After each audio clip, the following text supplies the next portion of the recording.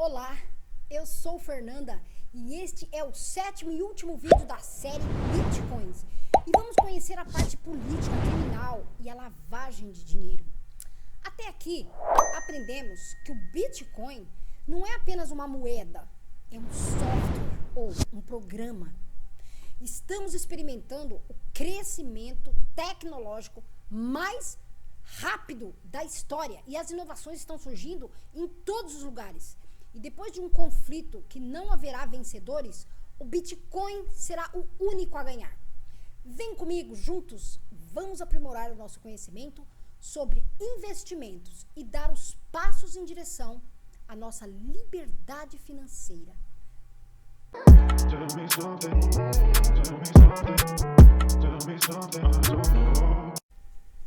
Na parte política, a anonimidade proposital das transações que ocorrem na rede Bitcoin possibilita que a moeda seja utilizada como forma de pagamento em transações ilegais, como apostas e tráfico de drogas. A arquitetura descentralizada do Bitcoin é uma escolha de design proposital com o objetivo de impossibilitar a regulação interna de seus mecanismos por um indivíduo ou instituições específicas. Essa consequência foi atrativa para aqueles que viam com antipatia os episódios em que o governo de um país emitia cédulas, isto é, cedia crédito, a grandes empresas com o propósito de evitar que as mesmas falissem, em detrimento do valor das reservas e salário dessas classes trabalhadoras. Porém, a pressão feita pelas instituições governamentais, pela exigência de fiscalização e taxação, podem diminuir o valor atrelado aos bitcoins existentes. Na parte criminal, além dos problemas e críticas em relação à sua capacidade como uma moeda funcional, o projeto também encontra dificuldades de aceitação por causa das possibilidades negativas, onde todas as transações da rede são registradas com a identificação de nós pelos seus pseudônimos, e um usuário mal intencionado pode utilizar da inexistência do registro de sua identidade na rede para fins ilícitos. O uso de Bitcoin para o pagamento de transações no mercado negro, como a compra de drogas ilícitas, armas, etc., tem sido praxe.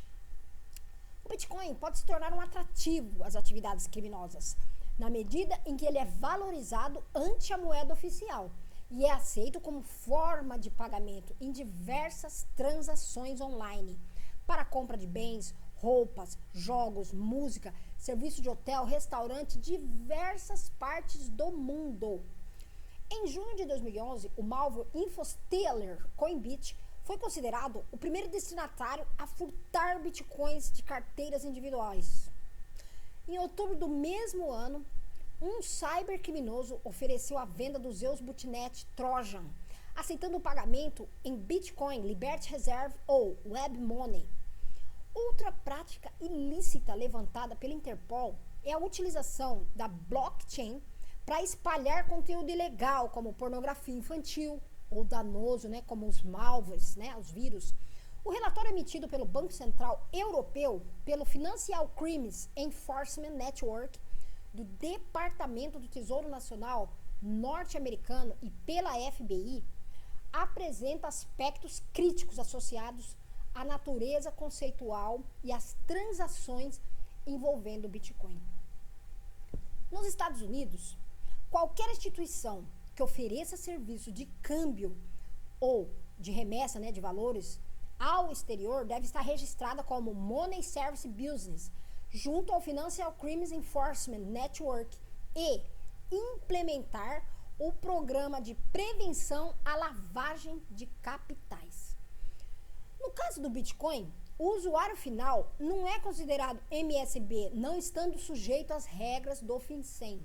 Porém, o administrador, o que adiciona e retira o Bitcoin de circulação, e o exchanger, que é o que realiza a conversão, a troca entre as moedas virtual e oficial, devem, no âmbito das fronteiras norte-americanas, submeter-se a normas da referida instituição, comprometendo inclusive a implementar o programa de anti-lavagem de capitais.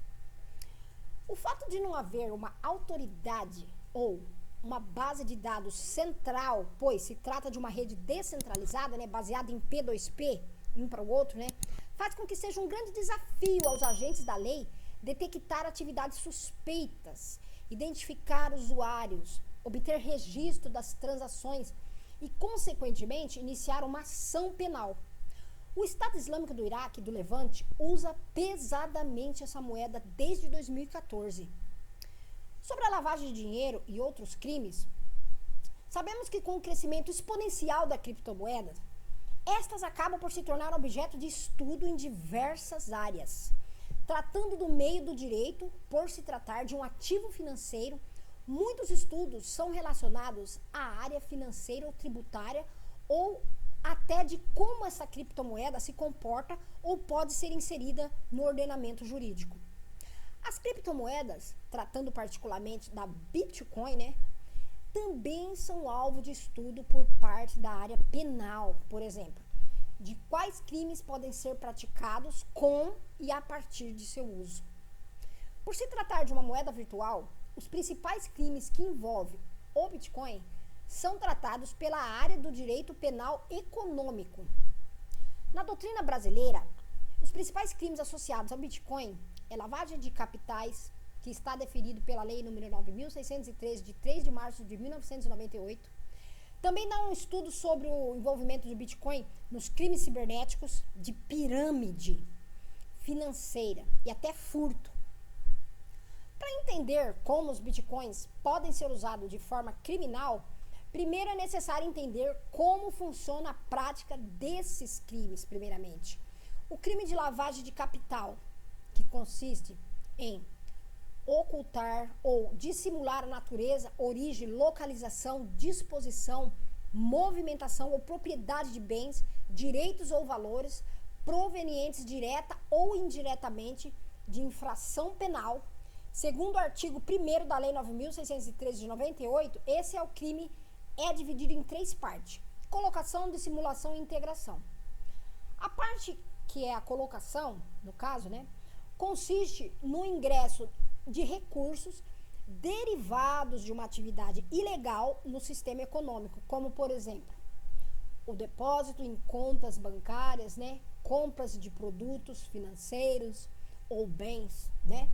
A dissimulação consiste na ocultação do caráter ilícito dos recursos, de modo que dificulte, né, o rastreamento, como, por exemplo, né, a transferência entre contas bancárias, né, das empresas, né, fiscais, ou em nome de laranjas.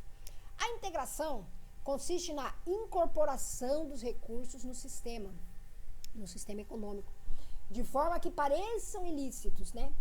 Pareçam lícitos, como, por exemplo, o investimento em negócios legítimos ou em bens, né? Parece que é legal.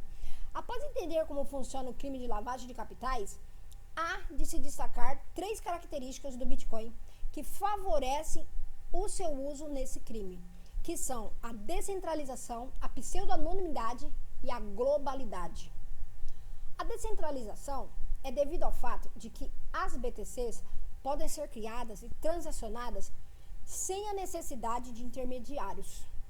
As transações podem ser feitas diretamente entre o adquirente e o vendedor, no que se denomina P2P, ponto a ponto, né? Pessoa por pessoa, onde todos os usuários e nodes inscritos em um banco de dados públicos, né?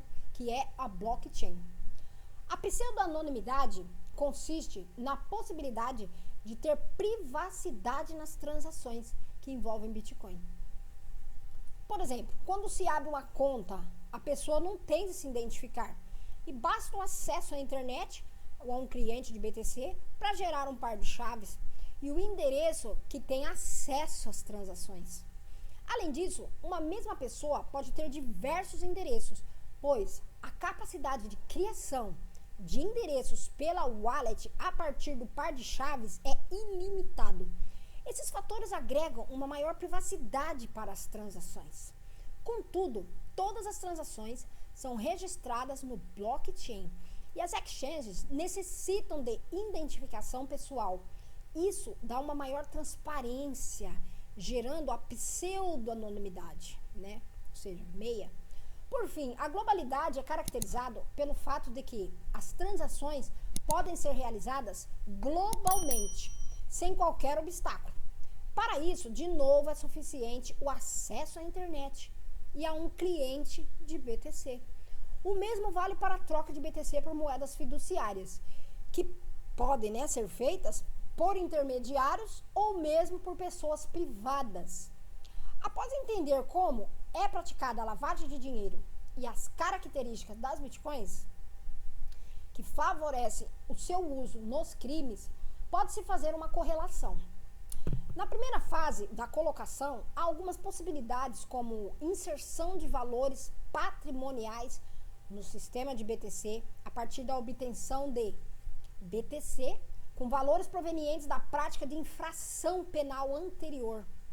Isso pode ser feito por meio da aquisição em exchanges, né, em caixas automáticos de compra de BTC com valores em espécie, em plataformas que conectam usuários para as transações diretas, por meio de vendas diretas de bens obtido com a prática de crimes e recebimento do pagamento diretamente em BTC para aquisição direta de BTC com produto de crime, quando, por exemplo, a venda de drogas é remunerada em BTC ou pela transferência de BTC de um para outro endereço.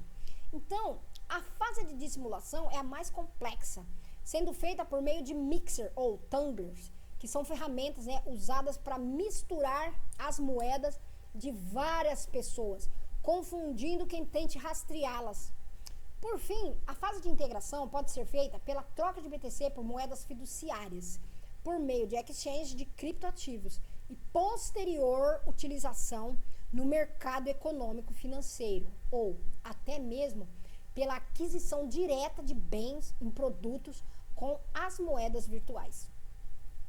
Outro crime que se tornou bem comum com o uso do Bitcoin é o da famosa pirâmide financeira, previsto no artigo 2 da Lei 9, né, de crimes contra a economia popular, que diz: obter ou tentar obter ganhos ilícitos em detrimento do povo ou de número indeterminado de pessoas mediante especulação ou processo fraudulento, que é a bola de neve, né, cadeia, pichardismo e quaisquer outros equivalentes. Diferente do crime de lavagem de dinheiro, não há uma grande pesquisa referente ao uso de bitcoins no crime de pirâmide, devido ao seu próprio caráter. O crime de pirâmide também vem muitas vezes acompanhado dos crimes de estelionato e organizações criminosas. São notórios diversos casos, tanto no Brasil quanto internacionalmente, de esquemas de pirâmide que lesaram diversas pessoas em valores bilionários. Bom, chegamos até o final da série de 7 vídeos sobre o ativo digital, o Bitcoin, e aprendemos que como esses ativos estão revolucionando a criação e construção da nova economia, e principalmente das novas riquezas. Se você ainda não viu os primeiros vídeos, onde eu conto a história do Bitcoin, Satoshi Nakamoto, mineração, segurança, os links estarão aqui na descrição e também vão aparecer aqui na telinha, tá? No final. E não se esqueça, gente, se inscreva aqui no nosso canal, deixa aquele like, né? Aquele joinha, né? Aperta o sininho de notificações para não perder os próximos vídeos, onde eu vou ensinar também a fazer as primeiras operações, o que é uma DEX, né? Estamos aqui no canal da era DeFi, das finanças descentralizadas. E aqui falaremos o que é uma stablecoin, tudo sobre esse mundo criptográfico. E também não se esqueça de fazer o seu comentário, fazer suas perguntas. Se você gostaria de assistir desde o primeiro vídeo até o 7º, se você não assistiu, assista do 1º ao 7º, tire suas dúvidas, manda suas perguntas no canal, que vou estar respondendo a todos. E juntos, vamos formar uma comunidade de investidores rumo à liberdade financeira. Tamo junto? Te vejo no próximo vídeo.